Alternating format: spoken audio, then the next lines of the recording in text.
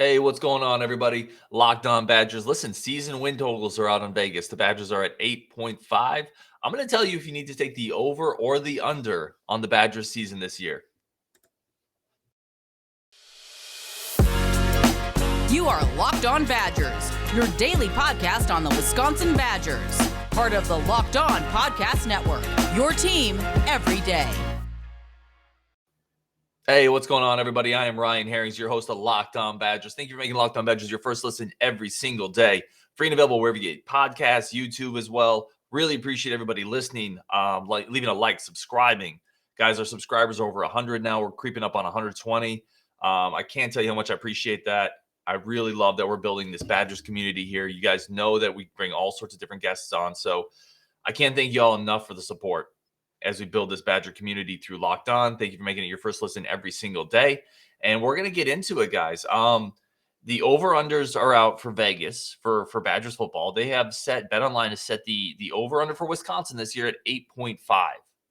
8.5. So 8 wins, you fall under. 9 wins, you fall over. I'm going to be straight up. This is a tough one. I feel like 8.5 is a great number. It's very difficult. I'm going to go through the schedule. We're going to do it together. As you listen, leave comments below. Let me know on the show if you agree or disagree, either through YouTube or Twitter, whatever. But we're going to go through the schedule, and I think we squeak over. But as we break this down kind of step by step, you guys let me know. So we're going to start week 1, Illinois State. That's a win, right? They're beating Illinois State. And if they don't, yeah, there's going to be all sorts of problems. Then they go Washington State comes home. I have them beating Washington State, so we're up to 2 wins. Now, keep in mind, Washington State was a winning team last year. That's not a cakewalk, right? They went 7-6. They got some transfers in, as everybody did. I think we still beat them the games in Madison, but it's not a cakewalk. But I got us at 2-0. New Mexico State comes into Madison next. New Mexico State was a terrible team last year, 2-10 as an independent. Braylon Allen's going to mop that up. So it's 3-0. All right, so we're at 3-0 now. I think those are the easiest calls on the board, even though the Washington State game, again, the Cougs were decent last year. Like, you can't sleep on them. But I think we're at 3-0, and then we get into kind of the tricky areas, right? So week 4, they go to Ohio State, okay? Big Ten opener for the Badgers. They're playing in Columbus. Probably going to be a night game, although if they played that game in Madison, it'd be an 11 o'clock kick on Big Noon Fox or whatever. It'd be one of those types of deals. But, yeah, they're losing in Columbus, guys. It just is what it is. I'm at the point of life as a Badger fan where I don't think we'll ever beat Ohio State again. Call me defeatist, or on the flip side, call me just keeping it real, Ryan. But we're not going to beat Ohio State in Columbus at night, guys. So I got us at 3-1. Then the Fighting Bird Bielema's come to town. I got us at 4-1. We're beating Illinois at home. Then we go to Northwestern. We're at 4-1. Remember, the over-under is 8.5, so we need to get 9 wins to hit it over. We're at 4-1. Illinois comes to town. Or, I'm sorry, we go to Northwestern. That place has been every year we play in Northwestern. I think we will beat them, and we always have trouble there. No matter what happens, we always have trouble in Northwestern. No matter how much better our team is, it seems like we always struggle on that sloppy field. We come out unmotivated in front of their 13,000 fans, and we just play down to their level. And quite frankly, I think Paul Chris and some of the conservative game planning that he's had in the past, I think it kind of plays into Northwestern's playbook there. Like, I think that's what they want. They want a team to come in with a conservative game plan, and they just want to play the boringest 60 minutes of football possible and hopefully coming at the end. I think we beat Northwestern. Every time we go to Ryan Field, I think we beat Northwestern. I'm wrong half the time, but I have us beating Northwestern, right? So I got us at 5-1. After Northwestern, we go to Michigan State. I have us losing that game. Michigan State, Mel Tucker, they're building something there. I don't think last year is necessarily indicative of what they're going to be every year, but I also don't think it's necessarily a fluke. They brought in a lot of talent. They're recruiting well again this year, which isn't going to have an impact on the game. But I think recruiting is kind of like a microcosm of the momentum of a program, right? When you're recruiting well, it's kind of a sign that a lot of the other parts are working. It's not 100% true, Texas, right? But typically, I think it's a good indicator. I think that's a healthy program under Tucker. They invested a lot for stability. They paid him a lot. They paid the recruiting director, who we all know, Saeed Khalif, a lot. I think it's a good team, man. And going to East Lansing, road games are always tricky. I have that down as a loss, right? So now we're at 5-2. We get Purdue at home coming up after that. I'm going to say it's a win. We got them at home. Typically at home, we beat Purdue. So now we're at 6-2. We have a bye, a good spot for a bye. We played 8 games. So that's a solid bye location. After the bye, we got Maryland. I'm going to say 7-2. And now you get into the tricky part for this. I honestly think everything we've gone over, the first 9 games, we're at 7-2 with losses in East Lansing and losses in Columbus. I don't think any of these are that crazy, right? To me, I think that's pretty chalk. But now you're going to go at Iowa, at Nebraska, and finish up at home against what should be a pretty good Minnesota team with a veteran quarterback and a good offensive line and a good running game. So I have us at 7-2, going to Iowa, going to Kinnick. I think we lose that game, guys. So now we're at 7-3. I think we lose at Iowa. So I have us down for 3 road losses already. And again, like Wisconsin can beat Iowa in Kinnick. They've done it, right? They can beat Sparty in East Lansing, but are they going to with the quarterback play unless it gets better? We just have to see some things to say that, right? And I bet you going to East Lansing, we're gonna be an underdog. Going to Kinnick, it won't surprise me if we're an underdog when we go to Kinnick at that point of the year. So I have us at 7-3 now. We have at Nebraska and then home against Minnesota. Until somebody in a Husker uniform can prove to me otherwise, Wisconsin's going to beat Nebraska. They beat them 7 straight times. 4 of those games haven't been close, quite frankly. It's been 43-17, 35-21 type drubbings. Quite frankly, Nebraska, since they got into the Big Ten, since they got their bell rung getting into the Big Ten, they have not been able to stand up to the Wisconsin rushing attack. And that's not going to change with Braylon Allen, guys. Like, it's more of a physical challenge now, right? Maybe it was more of an athletic challenge with a dude like Melvin Gordon, right? But it's a physical challenge. And Nebraska hasn't been able to do it. Now Nebraska has brought in a ton of transfers. Casey Thompson, a really solid quarterback from Texas, is coming in. They just landed a big-time receiver. They landed a defense lineman from Alabama. Like, they bring in lots of dudes. But getting those dudes to fit, it's like Tetris. If you don't line them up right, you can bring in all the good pieces you want, but it isn't going to give you any lines. So I'm against it. I think Wisconsin beats Nebraska. That brings us up to 8-3, and it gets it down to the last game of the year for the over-under, right? So we're at 8-3. We win. We get the over. We lose. We get the under. Last game at home against Minnesota. I have us winning that game, but the way this rivalry's gone the last several years, that's not a cakewalk anymore. That should be a good Minnesota team. Tanner Morgan, it's very possible he's the best quarterback on the field that day, depending on what we see from Graham Mertz.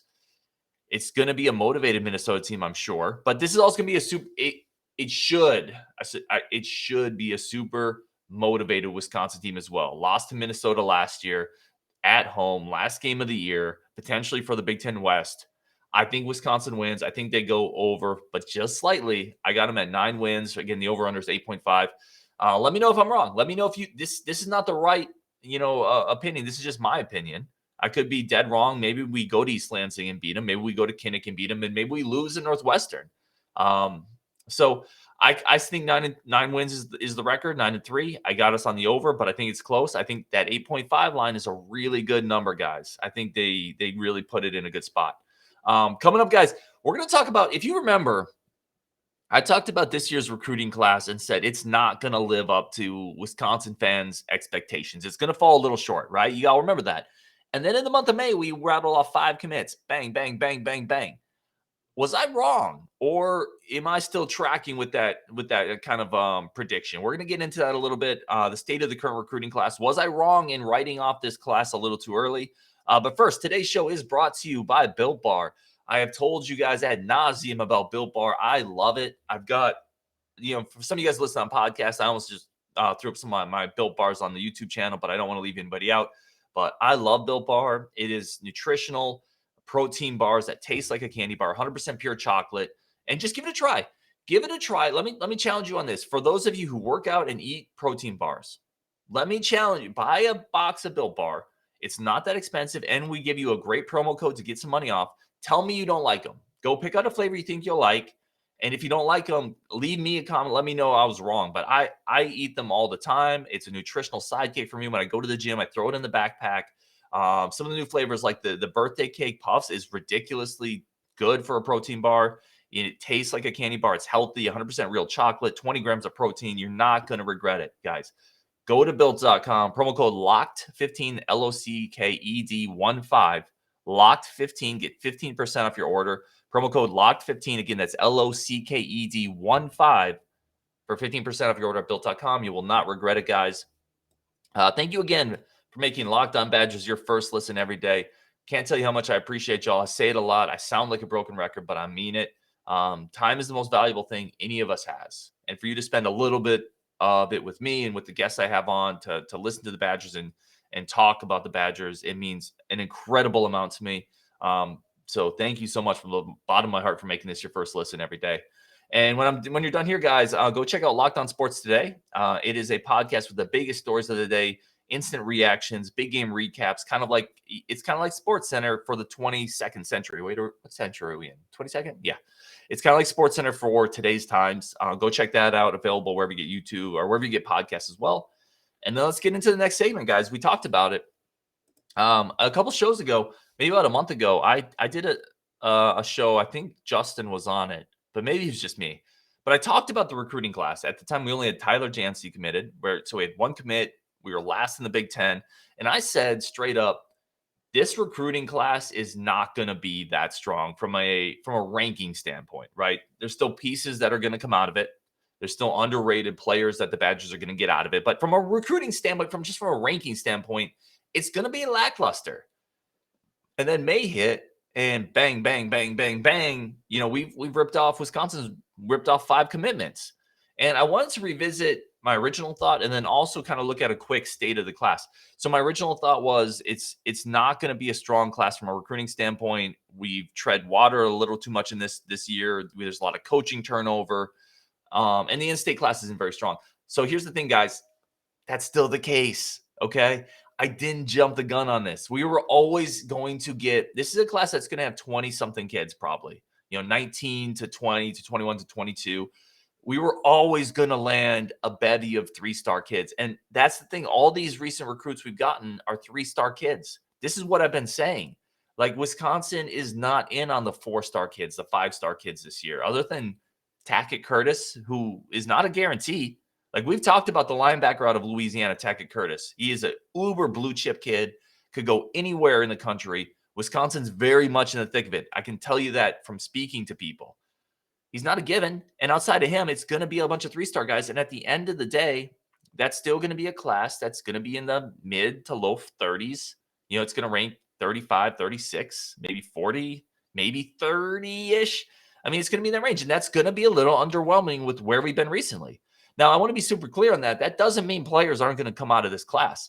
And some of the kids we've gotten recently, like I love Nate White, the in-state running back. I talked about him. He's an explosive playmaker. I like the running back grouping we've gotten. I like Pierce, the defensive tackle we got out of Illinois. So I like JT Taylor. I think he has athletic upside. But a lot of these guys are coming with a little something that they got to work on, a little refinement they need, right?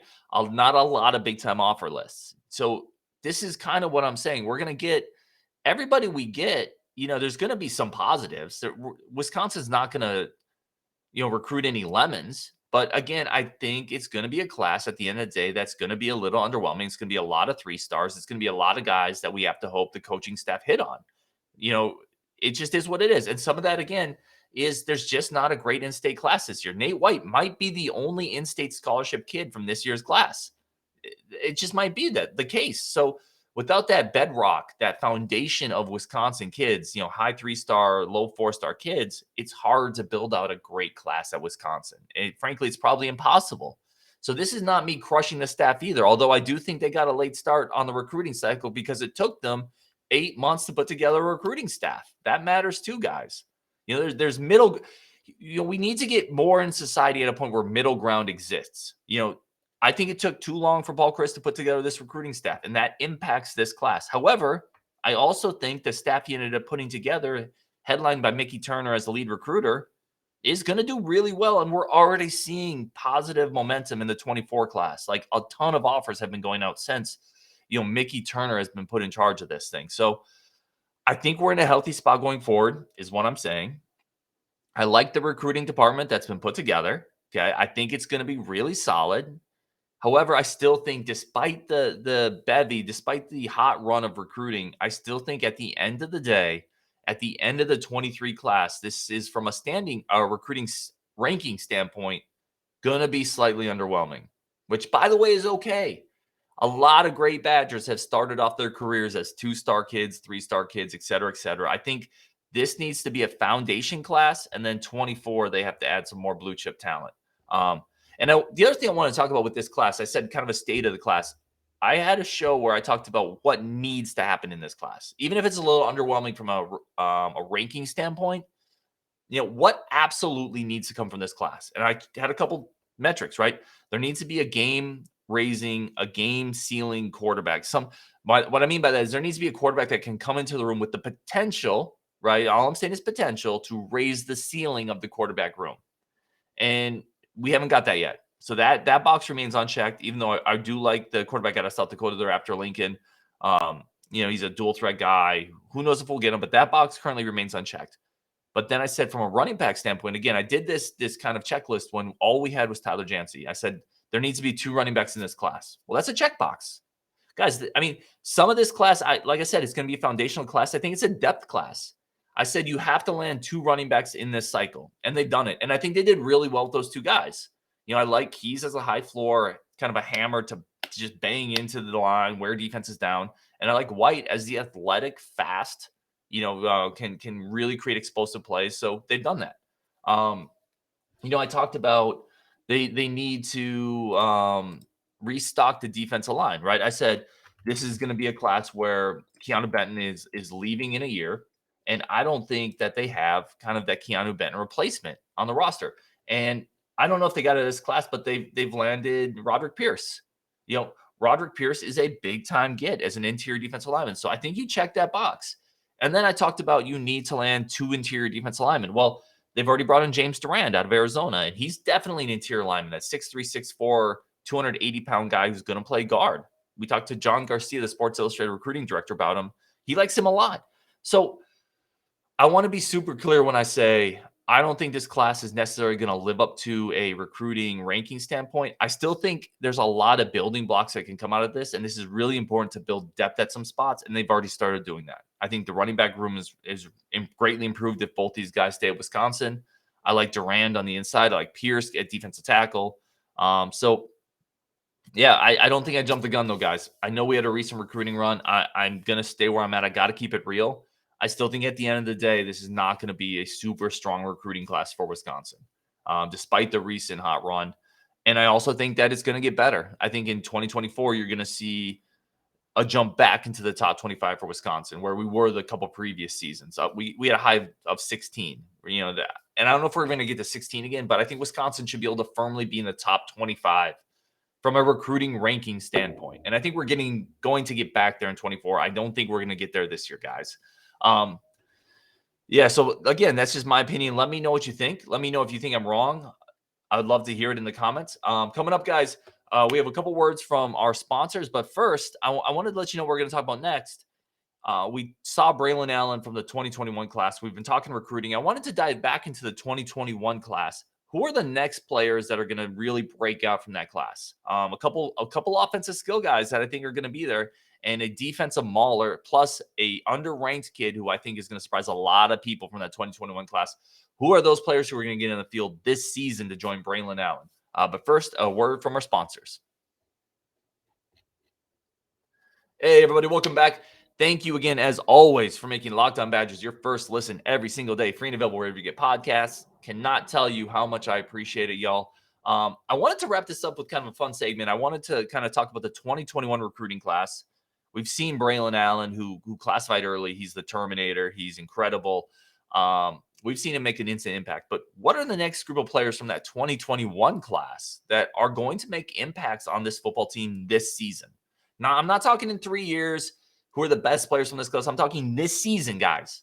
Who are the next group of players, the next group of youngsters who will either be true sophomores or redshirt freshmen that are going to take advantage of that year in the system and really blow up this year. I think the first one that's obvious, I have a couple listed out, and I'd be curious, guys, let me know what your list is.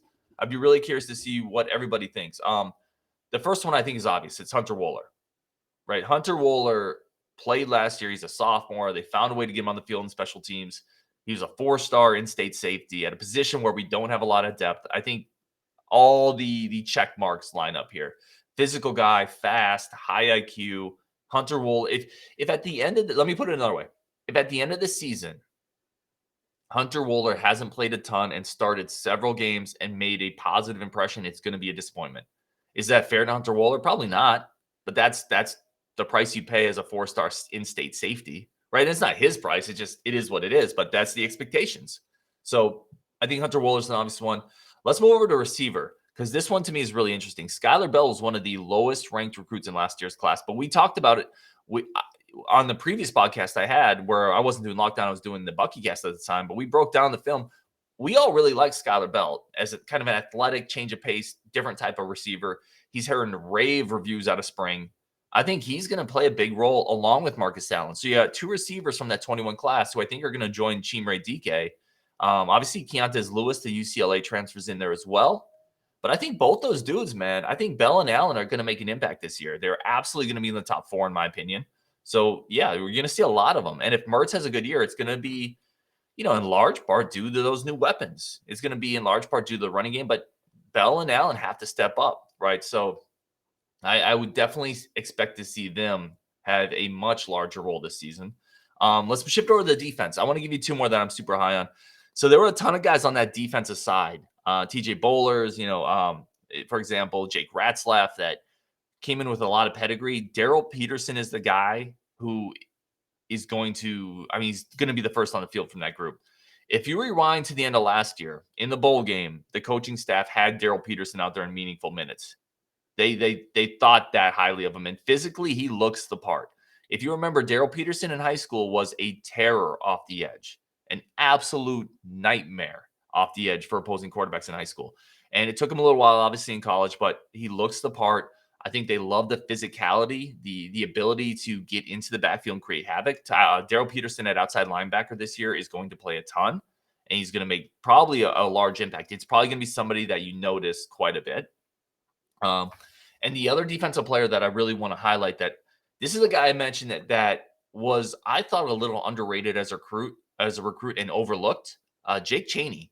So Jake Chaney, again, both the inside linebackers, let's keep in mind now, let's connect dots. Both of the inside linebackers from last year's team were phenomenal, and they're both gone. So you have giant holes. Jake Chaney is a coach's son, a very well regarded coach, by the way. Coach's son came in last year, earned really high marks from just like random practice reports, and they found a way to get him into game action. They found a way to get him on special teams. They liked him, guys.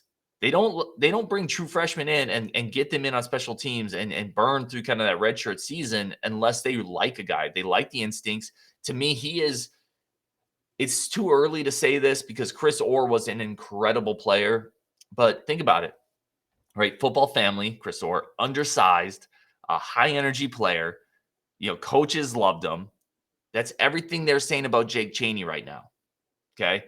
Undersized, gym rat, coach's son.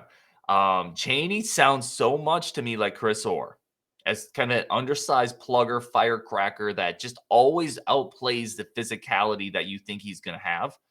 I think he's going to find a way on the field. I wouldn't shock me if he became a starter at some point this season or the next. I think at the very minimum, he's going to be a key reserve off the bench.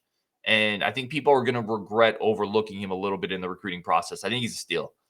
So that's the 5 guys that I wanted to highlight. Hunter Wohler, I think, is obvious from that 21 class. He's going to play a ton this year. I would expect him to start. If at the end of the year he hasn't made a big impact, people are going to be disappointed. And that's not his fault. It just is what it is. High expectations, man. The 2 receivers, Skyler Bell and Marcus Allen, I firmly expect them to be in the 4 deep with Chimere Dike and Keontae Lewis. And I'm excited to see what they do. I think they both bring a little something different. Marcus Allen brings a physicality, like an Anquan Bolden type physicality to the position. He's a former Michigan recruit, high 3-star. And then Skyler Bell's got juice. Like, he's got some athletic ability that reminds maybe a little Chimere DK in that. So both those guys are going to play. Daryl Peterson is going to be potentially the next great outside linebacker. Not this year, but filling kind of in after Nick Herbig leaves. He might be the next guy. And then Jake Chaney is just one of my favorites. I think he's under-recruited, under-ranked. Coach's kid, great instincts. The coaches seem to really like him. I think he's going to play a lot, guys. And I think by the time his Badger career is over, he's going to draw a more and more Chris Orr comparisons. So, guys, I hope you enjoyed the show. Just my opinions again. I could be wrong. Let me know what you think. Let me know what you think about the 8.5 wins. Should we go over, under? Definitely, recruiting class. Have I written this off a little too early? And other players in the 21 class, if there's someone else that you think is going to jump up, let me know.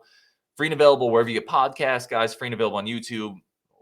Just really appreciate all the support, all the new subscribers. Please, if you can, leave a like, listen, subscribe, leave a comment. I try to respond to everything, and I bring a lot of the great comments onto the show. So really appreciate it. Again, we're trying to build this community. Reach out to the show if you want to. Locked On Badgers is the Twitter handle, and lockedonbadgers@gmail.com.